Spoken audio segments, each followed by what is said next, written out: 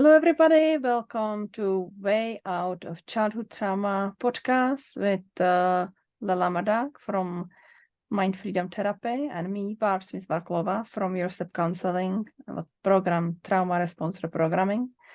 And we welcome you to our second episode when we will discuss more about childhood trauma and how it's affecting our lives.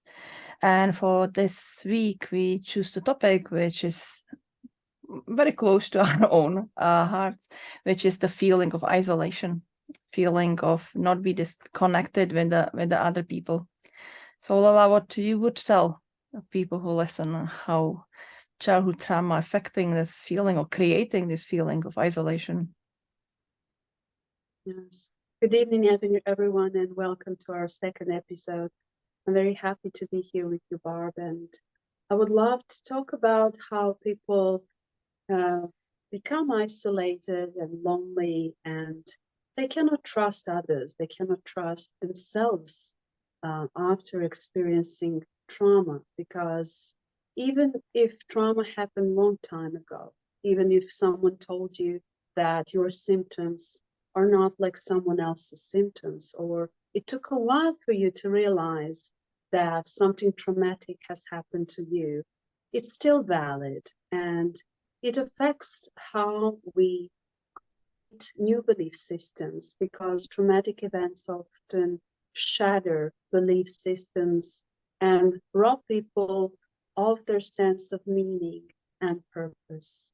And people usually develop feelings like, I can't trust myself to make the right choices in life. Or whenever I have friends, they become my enemies. Or I need to sacrifice myself in order to be accepted by people, in order to avoid rejection. Or I'm not good enough and deserving of friendships. And after experiencing trauma, people are disconnected from their feelings. They usually become emotionally numb, or they feel overwhelmed and they feel too much. So traumatic stress goes in one of two ways. Survivors feel too much and feel overwhelmed, or they feel too little.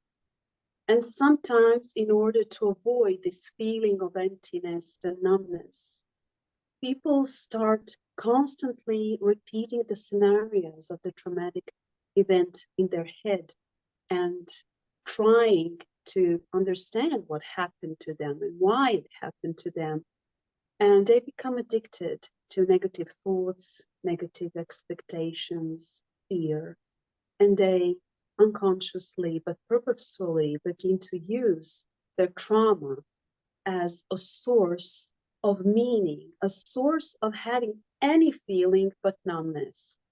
They prefer to feel even pain, the sadness, disbelief, anger, instead of feeling numb.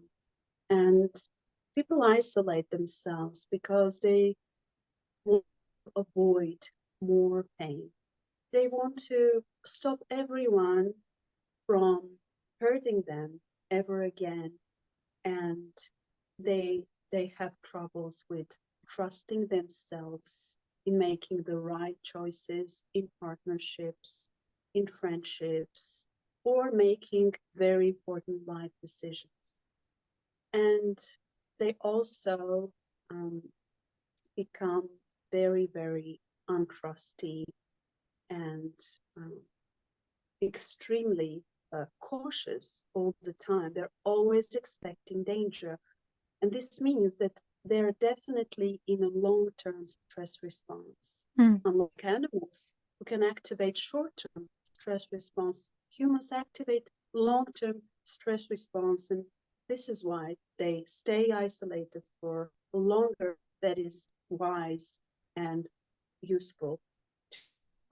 Yeah, it's also like when we're looking on experiences of children which experiencing the trauma in that time, is that they are facing the ways that they would be humiliated if they will tell somebody about what's happening in their homes or what happened to them, or they will be ridiculed or will not be believed. So they really learn to hide who they really are. They learn to lie often. They learn to not telling what is really happening, lying themselves that it will be better, it will be okay. And also often if they try to share with other people, they don't understand because it's a reality they don't know. They cannot understand like how your mom is not picking you from football, how your mom is not making you lunch, how your father it's not taking you to the fishing trip, how, you know, like these all scenarios which they could have, and they don't. They hiding if there are any violence, they would hide their bruises, they would hide they are in the pain, they would feel deeply ashamed about behavior of their parents in the public, and they don't want to even be almost associated with them. So they really learn not to connect with other people because they just accepting a refusal, they expecting to be disbelieved, to be humiliated. They don't expecting to be understood. They not have that experience that somebody would actually care and understand and support them. It's very rare for them to face that. So often even family members not trusting them what's happening in their lives.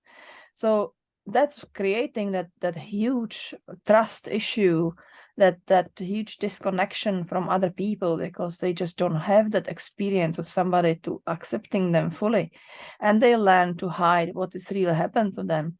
And when I'm working with my clients, and some of them admit that I'm the first person who they ever told what really happened to them, what actually happened to them. That because before that they never trust that somebody would really take them with that and really still care and not judge them and not saying that it's their fault.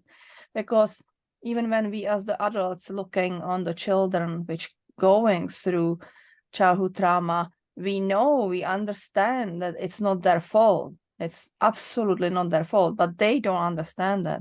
They believe that it's their fault. They believe it has to be something wrong with them if their parents doesn't love them, if you know somebody allowed to happen to them things which shouldn't happen to children. Is it if it's the sexual abuse or if it's the physical or mental abuse? So it's really a big issue for people with the childhood trauma, that they develop this isolation, and it's really hard to overcome it. Yes, I absolutely agree with you, Barb. This is all very true. Everything you've said, I agree with you, because with working with different people, I have realized that they have something in common, and it's what they learn after experiencing trauma. If they have experienced, for example, the rejection by their mother who never wanted to have them, or by their father who never wanted to have a girl, he wanted a son, or if they are rejected because they have special gifts and they're different from other family members, they learn to reject themselves because everyone else in their lives has rejected them. The most important figures like parents or caregivers or family, friends. Also, I have experienced that some of my clients were sexually abused as children. And it's very, very sad when I hear them say how they went to their mother or their father and they have explained in details the situation, the abuse by their professor or teacher or a family member. And the parents say, oh no, you have just watched a porn movie and this is why you're telling us these lies. Or they say, you're reading too many books, your imagination is producing this story. And they feel disappointed. They feel that no one believes them. They feel abandoned. And what is that they learn from this experience? They learn to abandon themselves. they learn not to trust themselves about what happened to them. They deny the trauma, and they don't even want to be aware that the sexual abuse happened to them when they were children. Or they learn that nobody can be trusted, that they're absolutely alone, they can only rely on themselves, they can save themselves because nobody else would save them. And this is how they create the meaning from the trauma, the purpose. They create a belief because there is some benefit, false benefit, in this belief that, for example, their imposter syndrome is protecting them from being judged or being rejected, because imposter syndrome is about vigilant mindset. And there are many, many examples, Barb, of how people behave after experiencing trauma, and every behavior, every feeling, every expectation has purpose. Yeah, for sure. And it's a very wide range, is it? Because for some people, it will be creating the numbness by eating too much or eating too little, just trying to really control that feelings in the way of in the end developing eating disorder. For some people, it's outbursts of anger. They cannot control it. They just get angry to everybody because they just so angry that it's happened. They're so angry that it was allowed to happen, and often they even going like back to it because the society telling them that you have to keep contact with your parents, for example, and it's so detrimental for them that they are most forced to face the people who caused them the trauma, like, and it's almost yeah, it's kind of very sometimes I feel like very unhuman when trying to tell people, no, you have to hold it in and you have to just follow society expectations, because then it just creates even more isolation. Also, some people become very emotional, as you were speaking about, that that it's overwhelming feelings too much, and their mind it's not coping with it very well, and they would react very emotionally to every situation, and then they are kind of labeled that like they are too much, that they are like hard to be with, is it? So again, they will hide themselves, they will isolate themselves from others, they will not trust that somebody would actually accept them as they are. And I think that it's one of the biggest issues of recovery from childhood trauma, is that change, and irrespectively that belief that it's going to be change, that it's not has to be forever, that they can actually recover from trauma, they can release these feelings and find that meaningful relationships and find deep relationship with other people, but that overcoming that numbness, or high emotions, find that balance, find that reaction only to the current emotions. It's a process, but it's really important to understand that it's possible, is it? Because we both know from our clients we work with that it is possible. That and people coming to me and they don't believe, is it? They're feeling I tried so many things and I'm still reacting and I'm still triggering, and I cannot go out because I'm excited. I have so high anxiety to meet somebody. I am so worried to speak with people, how they will take me. People were describing that, like if they tell somebody that they have traumatic experience, they would ghost them. They would just like absolutely, abandon them again. So it's kind of repetitive model of that. So on one side, we're speaking about that mental health is important and we should speak more about mental health. On the other side, still a lot of people are reacting in very negative way if somebody admitting that they have these issues, and instead of supporting them and help them build that trust, find that there are people who are good and find the people who will accept them as they are, they just kind of support that conviction that they are so damaged that they cannot be repaired. But that's not true, is it? So do you have some example of somebody from your practice who changed the way that now they can have the meaningful relationship that came out from that shell of hiding? Yes, I have had experience with one woman who had developed serious disconnection from her inner guidance, from her intuition. And she wasn't following her intuition, her inner voice, because she was repeatedly abused by her father. She was rejected by her mother even before she was born because her mother never wanted to have her. And then her parents have damaged her financially, have caused her so much emotional pain and mental pain by creating financial losses. And also, she has learned from the moment she was born that she cannot trust her parents. And she was thinking, if I cannot trust my mother, if I cannot trust my father, I cannot trust anyone. It's not safe to trust anyone. And she also thought that, oh yeah, this is my fault. I shouldn't believe in myself, in making the right choices, in making good decisions in life, good business decisions. This has affected her business. This has affected her personal life because she was picking the partners who were abusive towards her. And she was feeling so deeply disconnected from her inner guidance, from her higher self.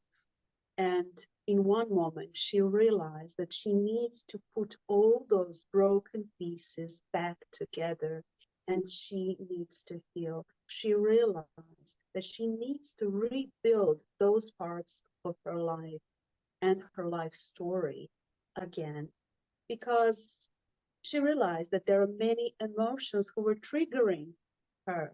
Emotions like anger, guilt, shame, insecurity, helplessness, powerlessness, anxiety, depression, aggression, and a lot of hate. So whenever people feel triggered by certain emotions, this means that they need healing, that they didn't heal their past trauma. And they need to make sense of tragedy in therapy. And art therapy sessions always lead to understanding what is the purpose and the function of certain issue in someone's life. Because it has purpose. Sometimes the purpose is to protect, sometimes to help, sometimes to punish. But when they understand that this issue had a certain role and purpose at one time in their life, and in many years later, it just creates blocks for them, they are ready to release, to change, and transform their lives. And yeah, many clients have discovered that they can get their power back, and that is possible to heal. They don't have to be broken forever. They can rebuild their life. They can put all those pieces of their broken soul back together and become a better version of themselves. Yeah, they're becoming themselves, really, is it? Because until then, they kind of playing the different roles and trying to be somebody or something to survive. They still in surviving mode and still, get stuck in the surviving mode from childhood and not really living their own life, not living really their purpose, not living who they really are.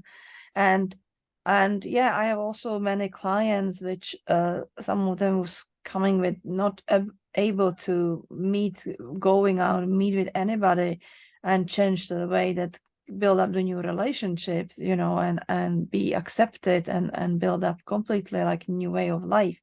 And that's very satisfying feeling, you know. It's kind of living, you know, for me, it's living my life purpose, that I see the transformation in people's lives. It's somebody who was abused as the child, and in the end is able to become that strong, independent, glowing, shining, amazing person, which going out, build up the business or get the job, and, you know, becoming really, really themselves.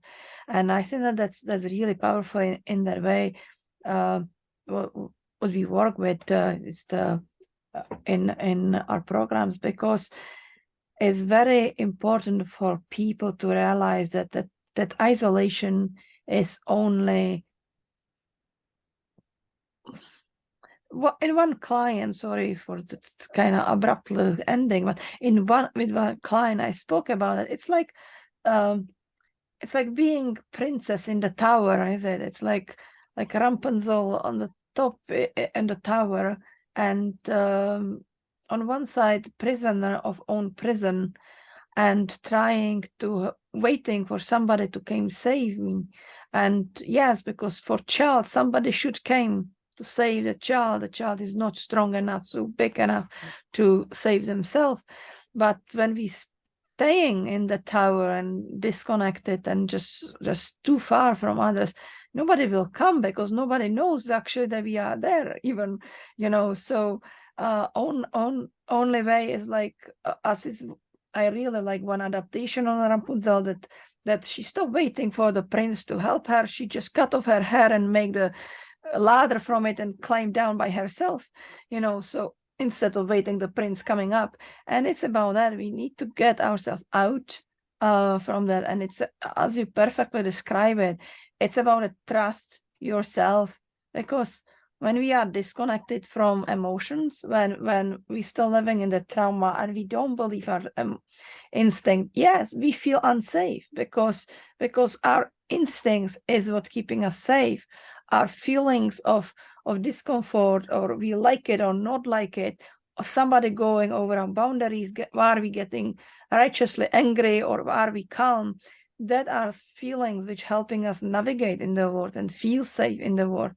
And when we are disconnected from all these feelings, we don't feel safe, because we don't know them, we don't understand them, we numb them, and then we cannot go out and be that beautiful souls coming, that beautiful people. And it's so amazing to see that how people changing with therapy, and how it can be quick, and it's not take decades, it's really take few months. And how they are like butterflies going from the cocoons, you know, they're really leaving that cocoons, leaving the towers, leaving that hiding caves, and going out between people and fighting who they really are. And then they are people who want to be friends with them, and there are people who are attracted to them, is it, and accept them as they are, because we are all valuable. And that's very important. What I want to tell to people who listen to us, that everybody have the value. Every single of you have the value, and you are here for purpose. You are that one little puzzle piece in the universe. So just be yourself and find a way. It's really important to step out from the hiding and go out. And I'm really applauding to everybody who trying and do that. And so just keep doing it. Yes, that's a great message, Barb, to encourage everyone that with the help of the therapy, they can empower themselves, they can become the best version of themselves, and they can have everything they have ever wanted, because they just need to change the way how they think, what they believe, and what they expect from life. If they start expecting that everything is available to them, then they will be empowered to take risks, to take chances, to fall in love again, to try to find new careers, new purpose in life. And they can drastically change their lives. In 1 year, in 6 months, they can be on a new life path, on the path of healing, happiness, joy, and purposeful life. And people need to understand that whenever they feel and experience traumatic event, their brain, their reptilian brain, is acting the survival mode and disconnecting from the emotions. And we have all experienced this. We have all experienced these emotions of anger, pain, hurt, hate, aggression, fear. And these are all familiar emotions because we have all experienced them. But we need to learn that these familiar emotions can be replaced with better emotions, emotions like feeling that you can trust yourself, feeling that you can expect to be happy, you can expect to be powerful and fearful, you know, instead of feeling hopeless and afraid of everything. So we can definitely use the tragedy and make the sense of the tragedy, of the trauma, of the pain, of anger, of our past, and then we can benefit from it. But we need the guidance, we need the help of the therapists, of the professionals, because we can't do it alone. And we cannot do it just by wanting to do it on the conscious level. We need to work on the subconscious level because our subconscious is always listening, absorbing, memorizing, and storing informations like a safe deposit box. And there are emotions and feelings and thoughts even from the moment when we were in our mother's womb. And we know if we were a wanted baby or not. We know if our parents loved each other or if they loved us or if they rejected us. We have many informations from the moment we were conceived, and we can definitely change our life if we start thinking that therapy and mental health is a priority.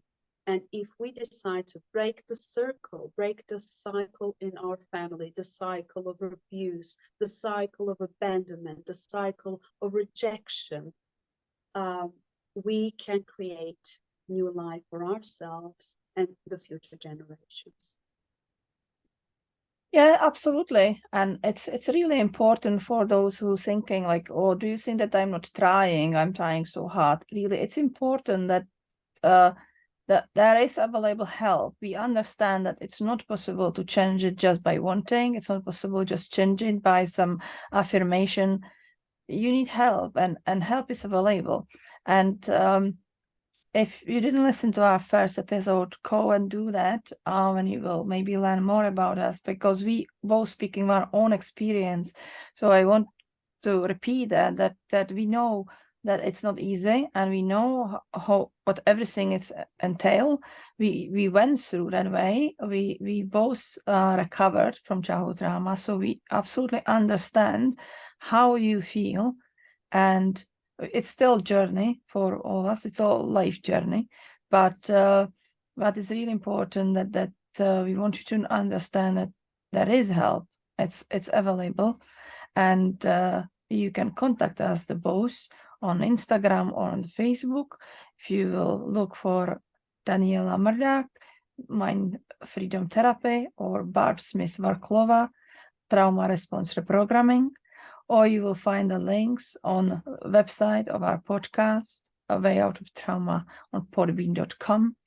And there are links when you can contact us both.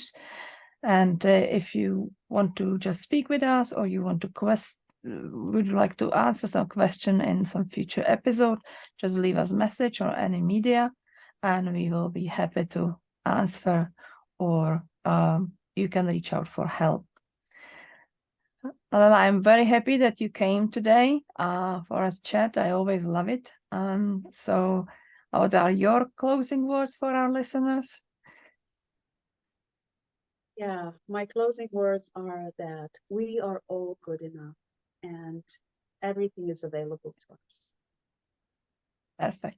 So we will see you hear you in the episode 3 in next week or week after. So keep listening to us, subscribe or follow, and you will get notification when the new episode is outside. Bye. Bye.